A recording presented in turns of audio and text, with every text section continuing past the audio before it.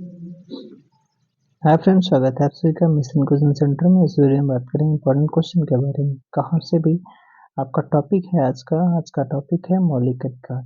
और यहाँ से आपके क्या क्या क्वेश्चन इंपॉर्टेंट बनते हैं मौलिक अधिकार से, वो सारे डिस्कस करेंगे।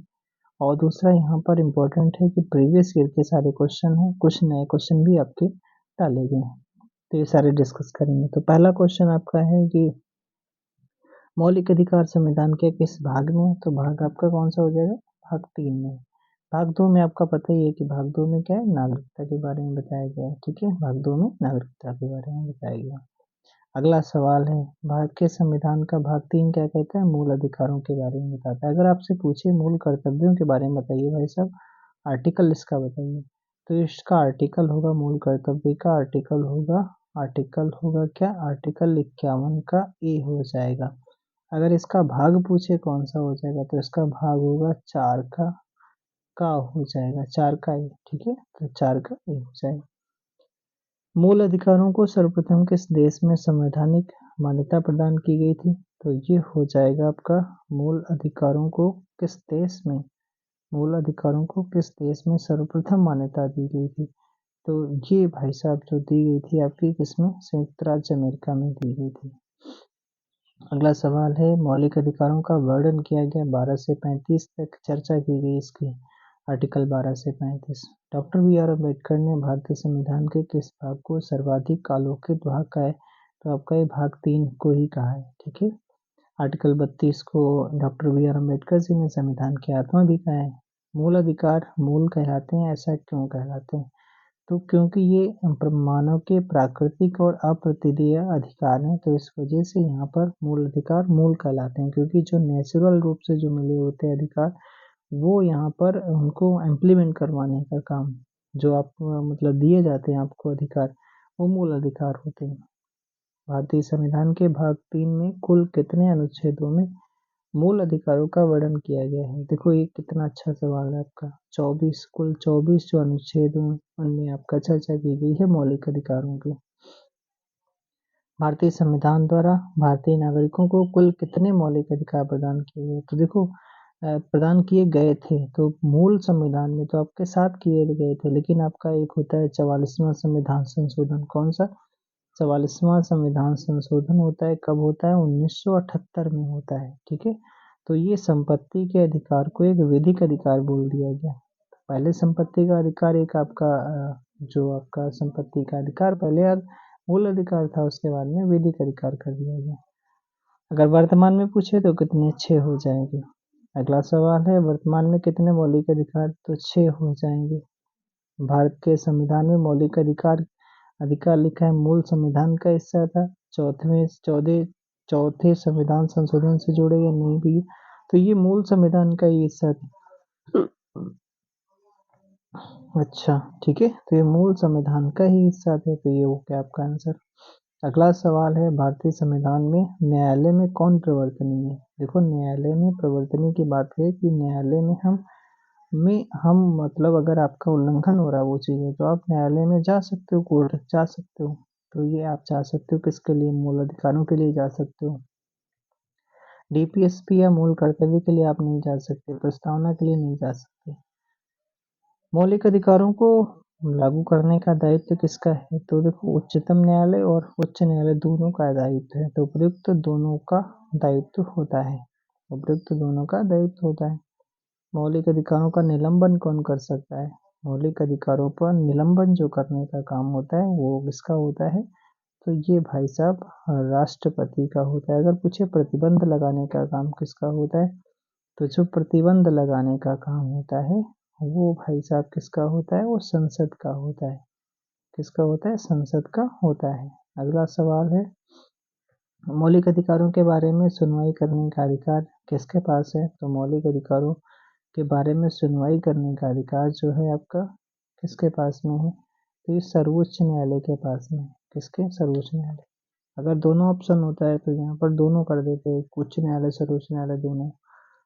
संविधान में उद्घोषित मौलिक अधिकारों में संशोधन किया जा सकता है केवल केवल कैसे? राष्ट्रपति द्वारा, सर्वोच्च न्यायालय द्वारा, संसद द्वारा। तो इसका जो सही उत्तर होगा आपका संसद के द्वारा किया जा सकता है। भारतीय नागरिकों को प्रदान किए गए मूल अधिकारों को निलंबित नहीं किया जा सकता है। निलंबित किया जा सकता है, अरे भाई किया जा सकता है, ठीक है। किसी भी परिस्थिति में निलंबित नहीं किया जा सकता है। फिर लिखा है कि उपयुक्त कुछ भी नहीं सही है, तो आपका जो इसका सही उत्तर होगा आपका निलंबित किया जा सकता है। कौन कर सकता है? राष्ट्रपति कर सकता है। अगर पूछे प्रतिबंध कौन लगाएगा, तो प्रतिबंध संसद लगाएगी। कौन से मामले, कौन से जो मामले हैं आपके, कौन से जो मामले हैं आपके, पूछ रहा है आपसे कौन से ऐसे मामले हैं जो उच्च न्यायालय तथा उच्चतम न्यायालय की अधिकारिता में आते हैं। तो ऐसे कौन से अधिकार हैं आपके, तो सिंपल सा वही हो जाएगा। कौन सा भैया हो जाएगा आपका, इसमें हो जाएगा राज्यों के आपका जो अच्छा ये मूल अधिकार का प्रवर्तन, ठीक है, यही हो जाएगा। भारतीय संविधान के अंतर्गत मूल अधिकारों का संरक्षक कौन माना जाता है, तो मूल अधिकारों का जो भाई साहब संरक्षक माना जाता है उसे किसे माना जाता है, कौन बताएगा इसमें, कौन बताएगा भाई साहब, तो आपका जो बताएगा, कौन बताएगा, बताएगा न्यायपालिका, ठीक है, न्यायपालिका।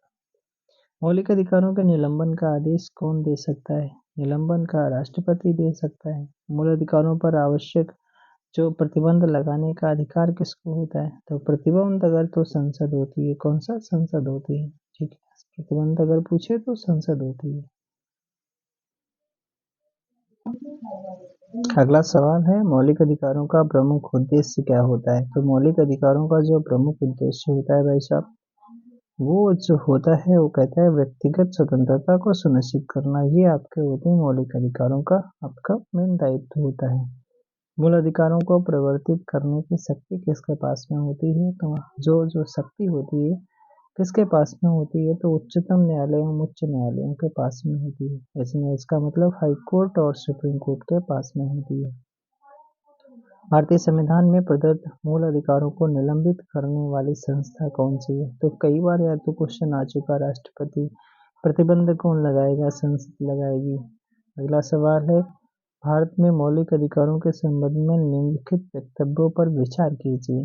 आपका पूछ रहा है कि कौन सा इसमें सही है, एक सही, दो सही, एक दो तीन सही, इस तरीके से आपका क्वेश्चन है। तो पहला सवाल, पहला आपका है, इसमें पूछ रहा है, क्या पूछ रहा है, यह राज्यकृत के विरुद्ध एक गारंटी है। बिल्कुल सही बात है। यह संविधान के भाग 3 में है, ये भी बात सही है। ये सामाजिक, आर्थिक और राजनीतिक न्याय सुनिश्चित करते हैं। अच्छा, फिर कह रहा है कि यह यूएसए में अधिकारों के बिल की भांति नहीं है। अब तो अब बताइए कि इनमें से कौन सा सही है आपका, तो ये जो सही है 1 और 2 वाला सही है, बाकी आपके 3 और 4 वाले गलत हैं। अगला सवाल है आपका, कह रहा है कि समानता का अधिकार भारतीय संविधान के किन अनुच्छेदों में दिया गया है, तो 14 से 18 की बात करती है, समानता की बात होती है, समानता की बात की जाती है। भारतीय संविधान के निम्नलिखित अनुच्छेदों में से कौन सा जो विधान सत्ता पर पूर्ण नियंत्रण लगाता है, तो ये आपका कौन सा आर्टिकल हो जाएगा, आर्टिकल 14। विधि के समक्ष समानता, विधियों का समान संरक्षण जो अमेरिका के संविधान से लिया गया, इसी में बताया गया है, ठीक है। आपका आर्टिकल 14 में ही बताया गया है। भारतीय संविधान की प्रस्तावना में प्रयुक्त, अरे भाई ठीक है, भारतीय संविधान की प्रस्तावना में प्रयुक्त समाजवाद शब्द को निम्नलिखित में से किस अनुच्छेद या अनुच्छेदों के साथ मिलाकर पढ़ने से सर्वोच्च न्यायालय को समान कार्य करने के लिए समान वेतन का मौलिक अधिकार परिभाषित करने की शक्ति प्राप्त होती है। तो आपका इसमें 2 आर्टिकल पढ़ना पड़ेगा। आपका कौन सा, आपका 14, 15, 16 आर्टिकल मिला के अगर पढ़ा जाए तो आपका ये परिभाषित होता है। विधि के सामने समानता का अधिकार क्या है, तो ये किसका अधिकार है, सामाजिक अधिकार, राजनैतिक, आर्थिक, नागरिक अधिकार, तो ये हो जाएगा नागरिक अधिकार हो जाएगा, ठीक है, नागरिक अधिकार। भारतीय संविधान की छुआछूत वाला तो जस्ट आर्टिकल 17 लगा दो, ठीक है, छुआछूत वाला। तो उसके बाद में आपका अगला सवाल है, कह रहा है कि निम्नलिखित में से भारतीय संविधान के कौन से अनुच्छेद में किसी भी रूप में अस्पृश्यता निषेध के लिए, अरे ये तो आपका 17 ही है, आर्टिकल 17। समानता का अधिकार भारतीयों के लिए सुनिश्चित करता है, तो कह रहा है कि धार्मिक समानता, आर्थिक समानता, सामाजिक समानता, उपयुक्त सभी की बात होती है। तो इसमें कौन सा सही है भाई साहब? तो उपयुक्त सभी वाला सही हो जाएगा। संविधान के किस अनुच्छेद के प्रावधानों के अंतर्गत भारत सरकार द्वारा भारत रत्न, पद्म विभूषण आदि अलंकरण प्रदान किए जाते हैं? तो आर्टिकल आपका 18 हो जाएगा। ठीक है, आर्टिकल 18। 1995 में पारित अस्पृश्यता अपराध अधिनियम निम्नलिखित में से फिर ये तो 1955 में आया था, यहाँ पर कुछ मिस्टेक है आपका। ठीक है, इसको सही कर लेना। 1900 यहाँ पर ये जो लिखा है आपका ये वाला। ठीक है, तो इसे अब तो बोल दिया गया सिविल अधिकार अधिनियम बोल दिया गया है। ठीक है, सिविल अधिकार संरक्षण अधिनियम बोल दिया गया। धर्म आदि के आधार पर विभेद का प्रतिषेध भारत के संविधान का अनुच्छेद 15 एक मूल अधिकार है जिसे किसके अधीन वर्गीकृत किया गया है? तो आर्टिकल ये कह रहा है धर्म के, फिर शोषण के, फिर सांस्कृतिक के, समता के। तो आपका जो बात आती है आर्टिकल 15 जो आता है किस में आता है? तो आर्टिकल 15 14 से 18 समता की बात होती है। ठीक है, इसमें समता की बात होती है। निम्नलिखित अनुच्छेदों में से कौन सा भिन्न वर्ग में आता है? देखो आर्टिकल 14, 15, 16 ये तो समानता में बात आती है। ठीक है, समानता की बात करते हैं तीनों आर्टिकल। 19 वाला आपका वाक्य में अभिव्यक्ति की आज़ादी बताता है, तो यही तो अलग हो जाएगा। भारतीय संविधान में किसमें भारतीय सर्वोच्च न्यायालय को समान कार्य के लिए समान वेतन का मौलिक अधिकार निगमन करने हेतु सक्षम किया गया है? तो ये आपका जो सही उत्तर होगा इसका अच्छा भाई, इसका जो सही उत्तर होगा क्या होगा? तो ये कह रहा है कि संविधान के प्रस्तावना प्रयुक्त समाजवादी शब्द और संविधान के अनुच्छेद 14 के साथ मिलाकर पढ़ना, फिर 16 के साथ, ये तो सभी हो जाएगा आपका, ये वाला सही हो जाएगा, समान कार्य के लिए समान वेतन। अगला सवाल है चेन्नई राज्य बनाम चंपकम दोयराय राजन मुकदमे में भारतीय सर्वोच्च न्यायालय के निर्णय के परिणाम स्वरूप किस मौलिक अधिकार को संशोधित किया गया था? ऐसा कौन सा मौलिक अधिकार था? तो भेदभाव के विरुद्ध अधिकार को संशोधित किया गया था। भारत में समाचार पत्रों का जो स्वतंत्रता दी गई है वो आपका किस में बताई गई है? तो आर्टिकल 19A का 1 का ए में बताया गया। भारत का संविधान स्पष्टता प्रेस की आज़ादी की व्यवस्था नहीं करता है, किंतु यह आज़ादी अंतर्निहित है। तो आज़ादी जो प्रेस की आज़ादी है वो आपका आर्टिकल 19(1) का ए में बताया गया है। अगला सवाल है स्वतंत्रता के मूल अधिकार से संबंधित संविधान के अनुच्छेद 19 के अंतर्गत कितने प्रकार की स्वतंत्रताएं प्रदान की गई हैं? कितने प्रकार की? तो ये आपका कितने प्रकार की भाई साहब? 6 प्रकार की स्वतंत्रता आपको प्रदान की गई है। अगला सवाल है अगर आपसे क्वेश्चन पूछा जाता है कि जो प्रस्तावना है, ठीक है, प्रस्तावना है उसमें कितने प्रकार के न्याय की बात की गई है? तो 3 प्रकार के न्याय। तो ऐसे यहाँ पर भी आपका आर्टिकल 19 में कितने प्रकार की स्वतंत्रताएं बताई गई हैं?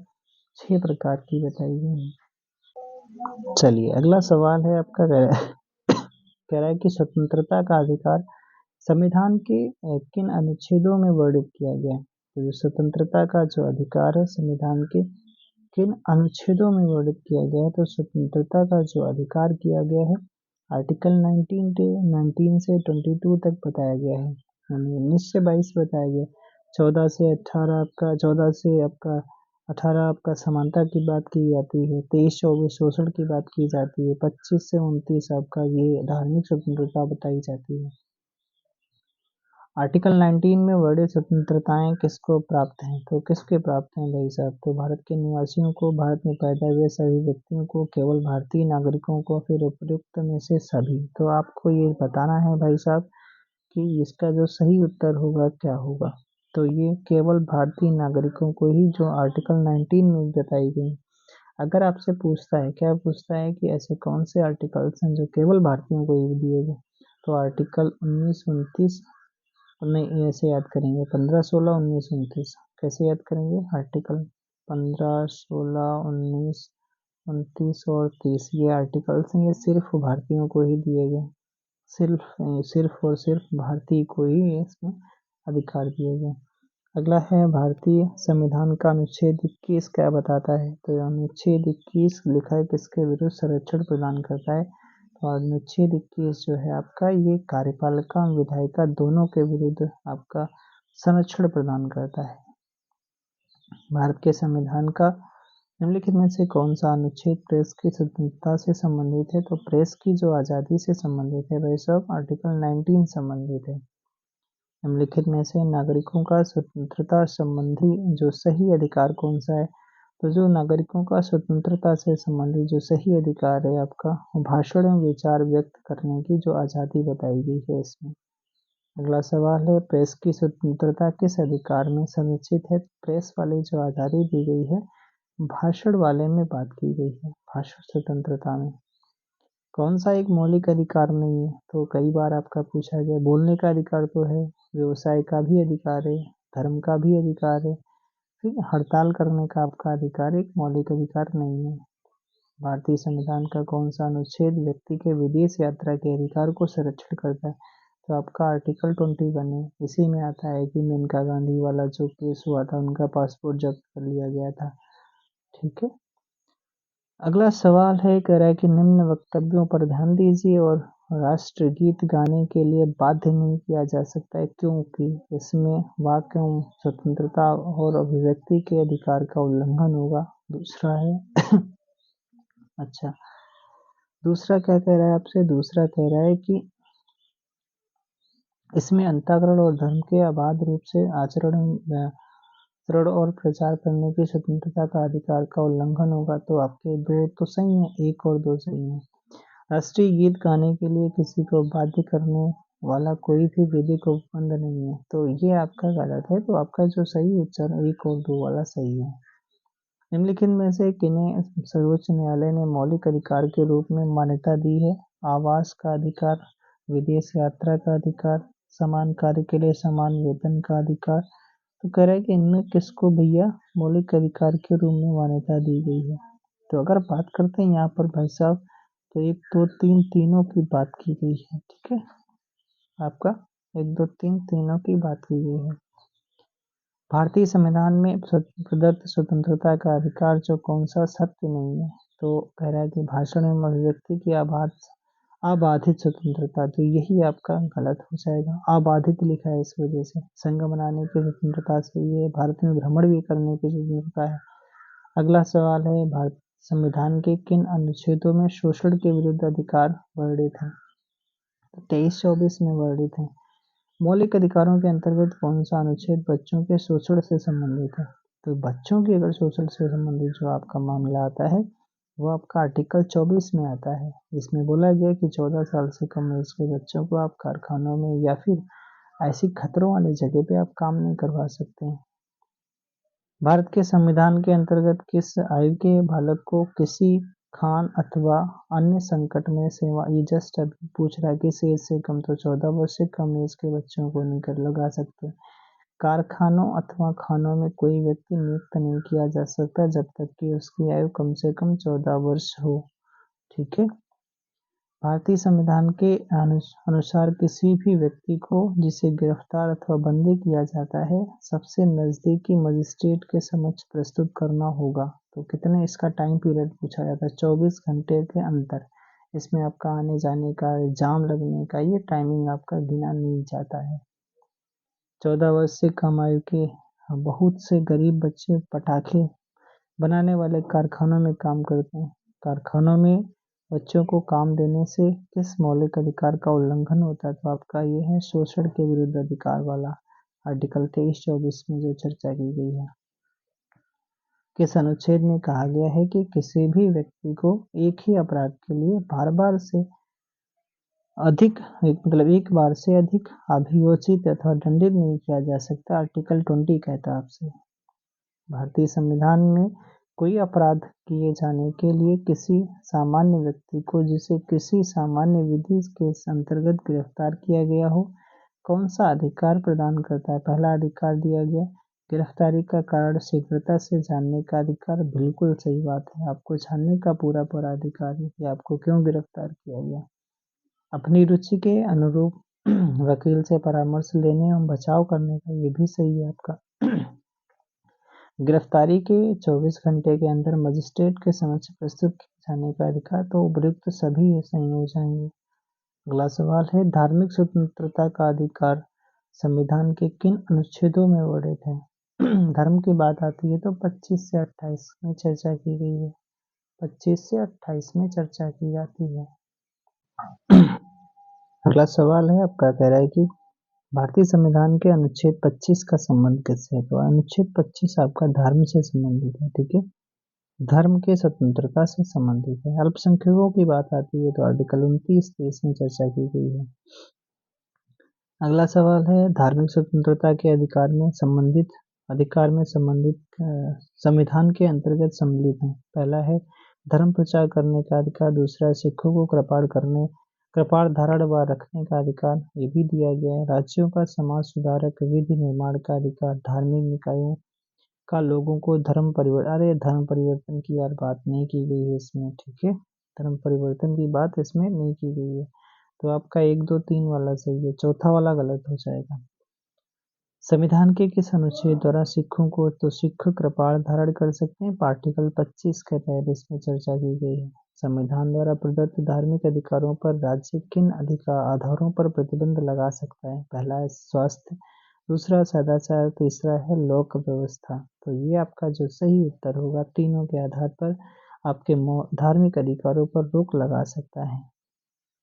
संविधान के किन अनुच्छेदों के अंतर्गत अल्पसंख्यकों को अपनी संस्कृति के संरक्षण तथा अपनी पसंद की शिक्षा संस्थाओं की स्थापना व संचालन के अधिकार को मान्यता प्रदान की गई है? ऐसा कौन सा है? तो इसमें हो जाएगा आपका आर्टिकल 29 और 30 में ही चर्चा की गई है, ठीक है।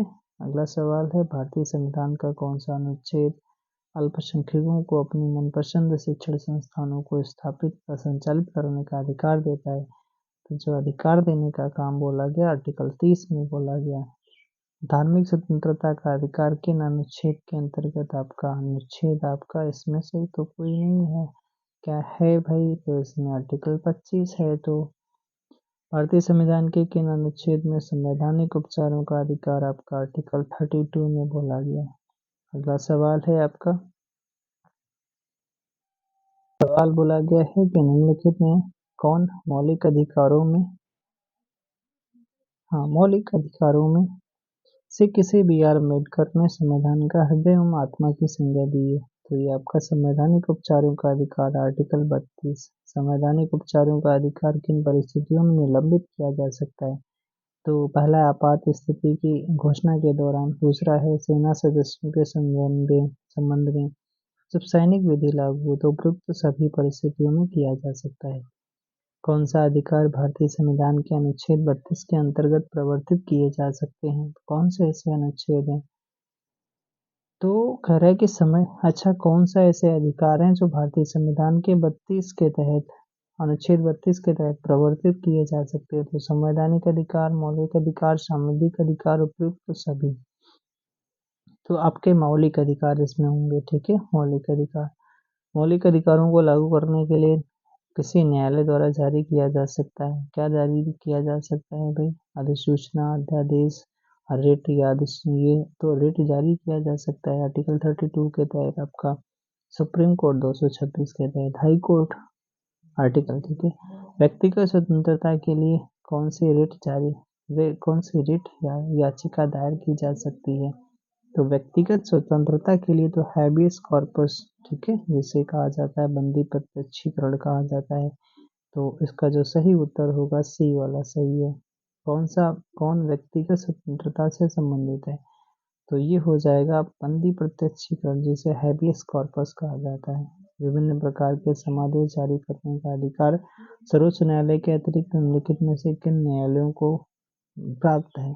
तो आपके राज्य के उच्च न्यायालयों को भी प्राप्त है, जिला न्यायालयों को भी प्राप्त है। तो कह रहा है दोनों को प्राप्त है क्या? तो आपका जो राज्य के उच्च न्यायालय होते हैं उनको प्राप्त है रिट जारी करने का अधिकार आर्टिकल 226 के तहत। बंदी प्रत्यक्षीकरण के अतिरिक्त निम्नलिखित में से किस याचिका को उच्च न्यायालय जारी कर सकता है? तो ये आपका उत्प्रेषण है, परमादेश है, अधिकार परीक्षा, तो ये सबकी सभी जारी कर सकता है। तो ये सभी जारी कर सकता है। बंदी प्रत्यक्षीकरण याचिका जो है आपका, इसमें बोला गया है आपका हाँ, इसमें क्या बोला गया? इसमें निरुद्ध व्यक्ति या हितबद्ध व्यक्ति दोनों द्वारा दाखिल की जा सकती है। जो आपका बंदी प्रत्यक्षीकरण जो आपका रेट होती है। अगला सवाल है कि निम्नलिखित में से किस परिस्थिति में बंदी प्रत्यक्षीकरण याचिका जारी किया जा सकता है? संपत्ति की हानि, अतिरिक्त कर की वापसी, दोषपूर्ण पुलिस नजरबंदी, भाषण की स्वतंत्रता का उल्लंघन। तो इसमें क्या होगा भाई साहब, कौन बताएगा? इसमें होगा दोषपूर्ण पुलिस नजरबंदी, ये आपका सही हो जाएगा। तो बंदी प्रत्यक्षीकरण याचिका जारी किया जा सकता है। अगला सवाल है किसी व्यक्ति का अवैध निरोध के मामले में न्यायालय द्वारा जारीकृत परमादेश निम्न में से कौन है? तो परमादेश कौन सा हो जाएगा? अच्छा, निरोध के मामले में न्यायालय द्वारा कौन सा परमादेश है, इसमें से कौन सा हो जाएगा भाई साहब? तो इसमें बंदी प्रत्यक्षीकरण हो जाएगा। अगला सवाल है किस याचिका का शब्द जो है, किस याचिका या रिट का शाब्दिक अर्थ होता है हम आदेश देते हैं, तो इसमें मैंडेमस होता है, मतलब परमादेश होता है। कौन?